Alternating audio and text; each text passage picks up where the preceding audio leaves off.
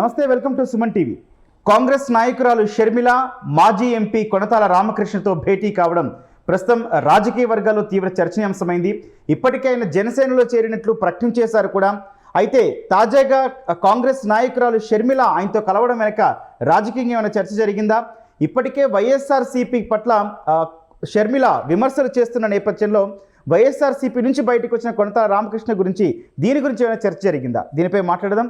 ప్రస్తుతం మనతో పాటు ఉన్నారు Suman TV news chief editor Keshav గారు. గజం కేవలం 500 రూపాయలతో 1210 గజాల భూమి కేవలం 6 లక్షలు మాత్రమే. సార్ నమస్తే. సార్ నమస్తే గౌతమ్. సార్, ఇదొక ఇంట్రెస్టింగ్ కలిగించే కలయిక అని చెప్పుకోవచ్చు. ఎందుకంటే కుటుంబ పరంగా చూసినా చాలా సన్నిహితులు కొనతాల రామకృష్ణ కావచ్చు, షర్మిల కావచ్చు. సార్, ఈ భేటీ రాజకీయంగా ఎట్లాంటి ప్రాధాన్యం ఉందనుకోవచ్చు? 100% రాజకీయ ప్రాధాన్యం ఉన్నటువంటి భేటీగా దీన్ని మనం చూడాలి. ఎందుకంటే ఇప్పుడు ఆంధ్రప్రదేశ్లో రాజకీయాలు ఒక ఫ్లూయిడ్ స్టేటస్లో ఉన్నాయి. ఒక నెలన్నర క్రితం ఒక క్లారిటీ ఉంది. అంటే ఒక కూటమిగా 2 పార్టీలు 3 పార్టీలు 2 లేదా 3 పార్టీలు కలిసి వస్తాయి. ఇంకో వైపు నుంచి వైఎస్ఆర్సీపీ తలపడాలి అనేటువంటి పరిస్థితి ఉంది.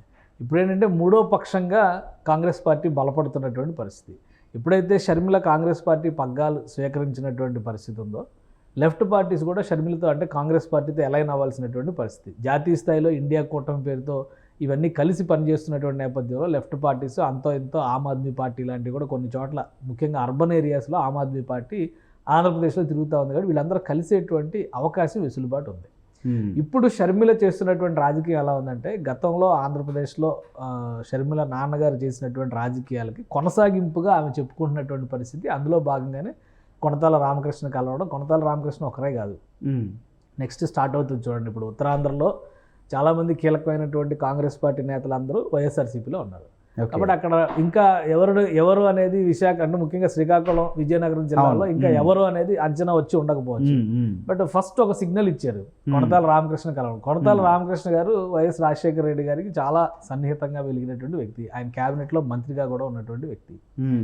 సో ఆయన ఒక 2 రోజుల క్రితం ఒక ప్రకటన చేశారు, నేను జనసేన పార్టీలో జాయిన్ అవ్వాలని ఒక నిర్ణయం తీసుకున్నాను. ఉత్తరాంధ్ర సమస్యలపైన పవన్ కళ్యాణ్తో చర్చించాను, ఆయన సానుకూలంగా స్పందించారు. కాబట్టి జనసేన తరపున ఆయన బరిలో దిగుతారు. ఒకటి, ఆయన ఎంపీగా దిగుతారా, ఎమ్మెల్యేగా దిగుతారా, ఇవన్నీ క్లారిటీ రాలి. బట్ జనసేనలోకి జాయిన్ అవ్వడం అనేది కన్ఫర్మ్ చేశారు. ఒక భారీ బహిరంగ సభకి ప్రణాళిక సిద్ధం చేస్తున్నా అన్నారు. బహుశా ఈ నెలాఖరులో ఆ సభ ఉండొచ్చు అనేటువంటి సంకేతాలు ఇచ్చారు. ఈ దశలో కూడా షర్మిల వెళ్ళి కలవడం అనేది ఇప్పుడు కొనతాల రామకృష్ణ జనసేనలోకి వెళుతున్నారా, ఆగుతున్నారా, రూట్ ఏమైనా డైవర్షన్ తీసుకుంటున్నారా అనే దాని మీద ఇప్పుడు ఆసక్తికరమైనటువంటి చర్చ జరుగుతున్నటువంటి పరిస్థితి ఉంది. సార్, ఆ విషయమే మాట్లాడుకోవాల్సి వస్తే ఇక్కడ షర్మిల మార్క్ పాలిటిక్స్ స్టార్ట్ అయినాయి అనుకోవచ్చా? 100%. ఇక్కడ ఒక్క దగ్గరే కాదు, నెక్స్ట్ తూర్పుగోదావరి జిల్లాలో మొదలవబోతాయి. ఎందుకంటే విశాఖ తర్వాత తూర్పుగోదావరి జిల్లా పర్యటనకి వెళ్ళబోతున్నారు. అక్కడ చాలా ఫ్యామిలీస్ వైఎస్ రాజశేఖర్ రెడ్డికి బాగా క్లోజ్గా మెలిగినటువంటి ఫ్యామిలీస్ రాజకీయాలకు దూరంగా ఉన్నటువంటి పరిస్థితి ఉంది. మనకి ఎప్పుడు కనిపించేటువంటి ఉండవల్లి అరుణ్ కుమార్ లాంటి లీడర్స్ కూడా కాంగ్రెస్ పార్టీకి దూరంగా ఉన్నారు, రాజకీయాలకు దూరంగా ఉన్నారు. పరిస్థితులను బట్టి రాజకీయాలపైన కామెంట్ చేస్తున్నా కూడా ఆయన దూరంగా ఉన్నటువంటి పరిస్థితి. అలానే వట్టి వసంత్ కుమార్ ఫ్యామిలీ కావచ్చు, జక్కంపూడి రాజా ఫ్యామిలీ కావచ్చు, వీళ్ళందరూ కూడా రాజశేఖర రెడ్డి గారు చాలా క్లోజ్గా మెలిగినటువంటి కుటుంబాలు. ఇప్పుడు అంటే రాజకీయంగా ఆ పార్టీలోనో ఈ పార్టీలోనో శరణార్థులుగా ఉన్నారా? ఎందుకంటే సముచిత ప్రాధాన్యం దక్కడం లేదని భావిస్తున్నటువంటి వాళ్ళు కూడా చాలా మంది ఉన్నారు. అప్పటి రైజ్ అనేది ఇప్పుడు కనపట్లేదు కదా. షర్మిల రాకతో ఒకసారి మళ్ళీ కాంగ్రెస్ పార్టీలో ఉత్సాహం వచ్చి ప్రజలు కాంగ్రెస్ పార్టీని ఆదరించేటువంటి పరిస్థితి వస్తే అలాంటి బలమైన నాయకులు అవసరం ఉంటుంది. కాబట్టి విశాఖలో కొనతాల రామకృష్ణ గారితో భేటీ తర్వాత షర్మిల వరుసగా ఎవరైతే రాజకీయాలకు దూరంగా ఉన్నారో, ఇంకా ఏ పార్టీలో చేరాలి లేదా ఏదో పార్టీలో చేరతామని కన్ఫర్మేషన్ ఇచ్చినా ఇంకా జాయిన్ అవ్వకుండా ఉన్నటువంటి వాళ్ళందరినీ షర్మిల కలుస్తారు. అందరికీ కలిసి ఒకటే చెప్తారు, మా అబ్బాయి పెళ్లికి రండి అని చెప్తారు. ఇప్పుడు అదే కదా, వివాహ ఆహ్వానం కోసమే కలిసాము మేము, మాకు వేరే ఏమీ లేవు, వ్యక్తిగతంగా గతంలో ఉన్నటువంటి పరిచయాలు వీటి గురించి మాట్లాడుకున్నాం. కానీ తెర వెనుక 100% రాజకీయ మంత్రాంగం జరుగుతోంది. దాని ఫలితాలు ప్రభావం ఎలా ఉంటుంది అనేది అటు వైఎస్ఆర్సీపీకి ఎఫెక్ట్ చూపిస్తాయా, ఇప్పుడు టీడీపీ జనసేన కూటమికి ఎఫెక్ట్ చూపిస్తాయా అనేది కాలం డిసైడ్ చేయాల్సినటువంటి అంశం. కానీ మొదటి భేటీ అనేది జనసేనలో చేరబోతున్నటువంటి నాయకుడితో కలిసింది. కాబట్టి ఇప్పుడు ఇది ఎలా ఉంటుందంటే, ఆయన జాయిన్ అవ్వకుండా కాంగ్రెస్ వైపు మరలాడు అనుకోండి, ఇంకా జాయిన్ కాలేదు కాబట్టి అప్పుడు లెక్క వేరేగా ఉంటుంది. కాబట్టి విపక్షాలకు కూడా కొంచెం ఇబ్బందికరమైనటువంటి సందర్భంగానే మనం చూడాల్సి ఉంటుంది. ఎప్పటివరకు ప్రభుత్వ వ్యతిరేక ఓటు మొత్తం కూడా ఒకటే సైడ్ కన్సాలిడేట్ అయింది, తెలుగుదేశం పార్టీ ఆధ్వర్యంలో ఉన్నటువంటి కూటమి ఆ ఓటును దక్కించుకుంటుంది అనుకున్నాం. కానీ ఇప్పుడు ఒక బలమైనటువంటి ప్రత్యర్థిగా, బలమైనటువంటి కంటెండర్గా షర్మిల నిలబడేటువంటి అవకాశాలు అయితే స్పష్టంగా కనిపిస్తుంది. కానీ సార్ ఇన్నాళ్ళు కాంగ్రెస్కి అక్కడ ప్రాభవం కోల్పోవచ్చు, ఉనికి కోల్పోవడం కారణము రాష్ట్రాన్ని విభజించిందనే ఒక అపప్రద.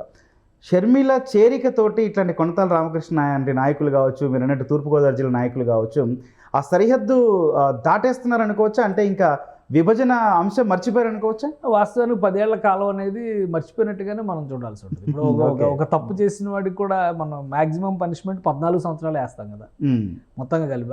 ఆ లెవెల్ని బట్టి చూస్తే ఇక్కడ పరిస్థితులు ఎట్లా ఉన్నాయి? ఇప్పుడు కాంగ్రెస్ పార్టీ రాష్ట్ర విభజనకి కారణమైనటువంటి అంశాల కంటే కూడా ప్రస్తుతం రాష్ట్రం ఉన్నటువంటి పరిస్థితిపైకి బాధ్యత వహించాల్సినటువంటి పార్టీలు 2 సార్లు, గతంలో తెలుగుదేశం ప్రభుత్వం అధికారంలో ఉంది, ఇప్పుడు వైఎస్ఆర్సీపీ ప్రభుత్వం అధికారంలో ఉంది. ఈ 2 బాధ్యత వహించాలి. ఇంకోటి కేంద్రంలో 10 ఏళ్లుగా అధికారంలో ఉన్నటువంటి బీజేపీ రాష్ట్ర విభజన సహేతుకంగా జరగలేదని పదే పదే చెప్పేటువంటి ప్రధానమంత్రి నరేంద్ర మోడీ ప్రధానమంత్రి హోదాలో మన్మోహన్ సింగ్ గారు ఇచ్చినటువంటి హామీని ఎందుకు నిలబెట్టుకోలేదనే ప్రశ్న కూడా ఇప్పుడు షర్మిల అడుగుతున్నారు. దానికి సమాధానం ఖచ్చితంగా చెప్పాల్సినటువంటి అవసరం ఉంటుంది. విభజన హామీలు ఏవీ అమలు చేయలేదనేటువంటి మాటను ఆమె ప్రస్తావిస్తున్నారు. కాబట్టి ప్రజలను వీళ్ళు ఏ విధంగా కన్విన్స్ చేస్తారు? మేము ఇన్ని చేయగలిగాం, మా పరిధిలో ఉన్నవి ఇవి లేనివి కాబట్టి మేము చేయలేకపోయామని చెప్పగలుగుతారా? ఇంకా కాంగ్రెస్ పార్టీనే బూచిగా చూపించి 10 ఏళ్ల క్రితం చేసిన విభజన పాపం వలన ఈరోజు ఆంధ్రప్రదేశ్ ప్రజలు అవస్థలు పడుతున్నారు అనేటువంటి మాట చెప్తారా? లేదా పైన ఆ ప్రభుత్వం కింద ఈ 2 ప్రభుత్వాలు చేసినటువంటి పాలనల వైఫల్యాల వలన ఆంధ్రప్రదేశ్ కష్టాల్లో ఉందనేటువంటి విషయాన్ని ఏ విధంగా ప్రజలకు అర్థమయ్యే విధంగా చెప్తారు? ఇక్కడ షర్మిల ఎలా చెప్తారు, దాన్ని వీళ్ళు ఎలా కౌంటర్ చేస్తారు? ఈ 2 అంశాల మీద ఆధారపడి ఉంది. ఇప్పుడు కొత్త చర్చ ఏంటంటే నిన్నటి వరకు జరిగినటువంటి చర్చ అభివృద్ధికి ఎవరు భాగస్వామి, అభివృద్ధి సాధన దిశగా రాష్ట్రాన్ని ఎవరు నడిపిస్తారు, ప్రణాళికాబద్ధంగా రాష్ట్రాన్ని ముందుకు ఎవరు, దీని మీద మాత్రం జరిగింది. ఇప్పుడు చర్చకు ఒకసారి వెనక్కి వెళ్లాల్సినటువంటి పరిస్థితి కనిపిస్తుంది. అంటే చాలా క్లియర్గా షర్మిల రైజ్ చేసినటువంటి అంశాలు, విభజన అనేది గడిచిపోయినటువంటి అంశం. విభజన తర్వాత జరగాల్సినటువంటి పూతలు ఎందుకు లేదు, ఆ చికిత్స ఎందుకు జరగలేదు, దానికి బాధ్యత ఎవరు, బాధ్యులు ఎవరు, బాధ్యత తీసుకోవాల్సింది ఎవరు? సో వీళ్ళందరూ ఫెయిల్ అయినప్పుడు కాంగ్రెస్కి ఎందుకు చాయిస్ ఇవ్వకూడదు అనే ప్రశ్నని ఇప్పుడు లేవనెత్తున్నారు.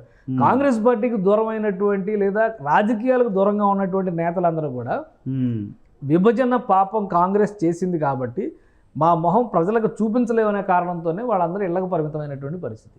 ఈరోజు షర్మిల రాక తర్వాత కాంగ్రెస్ పార్టీలో కొంత రివైవ్ అవుతున్నటువంటి, పునరుత్తేజం పొందుతున్నటువంటి నాయకత్వాన్ని చూసిన తర్వాత మళ్ళీ వీళ్ళందరూ కూడా ప్రజల దగ్గరికి వెళ్ళొచ్చు. 10 ఏళ్ళుగా మేము చేసిన తప్పుకు 10 ఏళ్ళు శిక్ష అనుభవించారు కాబట్టి ఇప్పుడు కాంగ్రెస్ పార్టీని మీరు ఎందుకు కన్సిడర్ చేయరని అడగొచ్చు. కాబట్టి అడిగేందుకైతే ఒక వెసులుబాటు ఉంది. దానికి కావాల్సినటువంటి రూట్ మ్యాప్ షర్మిల రెడీ చేస్తున్నట్టుగా కనిపిస్తుంది. ఇప్పుడు బాధ్యత తీసుకున్నటువంటి పిసిసి చీఫ్గా బాధ్యత తీసుకున్నటువంటి ఒక్క రోజులోనే ఆల్రెడీ రాష్ట్రంలో ఇప్పుడు 26 జిల్లాలు ఉన్నాయి. 26 జిల్లాలకి ఒక ప్రణాళికను రెడీ చేసేదిగా రోజుకు 3 జిల్లాల చొప్పున కవర్ చేస్తూ వెళ్తున్నారు కదా. ఇడుపులపాయకి, ఇచ్చాపురం నుంచి ఇడుపులపాయకి అంటే ఈ నెలాఖరు కల్లా ఇడుపులపాయ వరకు వెళ్ళారంటే కనుక ఖచ్చితంగా షర్మిల చాలా మంది మాజీ కాంగ్రెస్ నాయకుల్ని, అసంతృప్తితో రాజకీయాలకు దూరంగా ఉన్నటువంటి మాజీ రాజకీయ నేతల్ని, వీళ్ళందరినీ కూడా ఒక తాటిపైకి తీసుకొస్తే కాంగ్రెస్ పార్టీకి బలం పెరిగినట్టుగానే మనం చూడాల్సి. సార్ ఇంకొక పాయింట్ మాట్లాడదాం. ఈ భేటీని కొనతాల రామకృష్ణ వైపు నుంచి చూస్తే మనము ఇప్పటికే జనసేనలో చేరుతున్నట్టు ప్రకటించారు. అక్కడ వైఎస్ఆర్సీపీ కాదు కాబట్టి ఇక్కడ జనసేన అనుకున్నా కూడా వైనాట్ కాంగ్రెస్ ఇప్పుడు అది ఇప్పుడు ఒక ఆప్షన్ ఓపెన్ అయినట్టు అయింది. ఇప్పుడు ఆయన ఆలోచించడానికి అవకాశం ఉంటుంది. ఆయనకి ఎటువంటి, ఇప్పుడు ఆళ్ళ రామకృష్ణారెడ్డి జాయిన్ అయ్యారు మంగళగిరి ఎమ్మెల్యే అన్కండిషనల్గా. ఆల్రెడీ నేను వైఎస్ఆర్ ఫ్యామిలీకి లాయల్గా ఉన్నాను, జగన్మోహన్ రెడ్డి గారి దగ్గర న్యాయం జరగలేదు కాబట్టి రాజశేఖర రెడ్డి గారి బిడ్డగా షర్మిల గారి దగ్గరికి వెళ్తున్నాను. ఫస్ట్ టికెట్ కాంగ్రెస్ పార్టీకి సంబంధించి ఆళ్ళ రామకృష్ణారెడ్డిది అనేటువంటి చర్చ నడుస్తుంది. ఎందుకంటే మంగళగిరి ఎమ్మెల్యే పోటీలో శాసనసభ సభ్యుడిగా అక్కడ బరిలో దిగబోయేది కాంగ్రెస్ అభ్యర్థి. ఆల్రెడీ 2 పార్టీల అభ్యర్థులు డిసైడ్ అయిపోయారు. ఎందుకంటే వైఎస్ఆర్సీపీ ఆల్రెడీ గంజి చిరంజీవికి ఇచ్చేస్తారు టికెట్ అనేది ఒక క్లారిటీ ఇచ్చారు. ఇక తెలుగుదేశం పార్టీ కంటే నారా లోకేష్ ఖచ్చితంగా కంటెస్ట్ చేస్తానని తేల్చి చెప్తున్నటువంటి పరిస్థితి. కాబట్టి అక్కడి నుంచి డిక్లేర్ చేయాల్సినటువంటి అవసరం లేదు.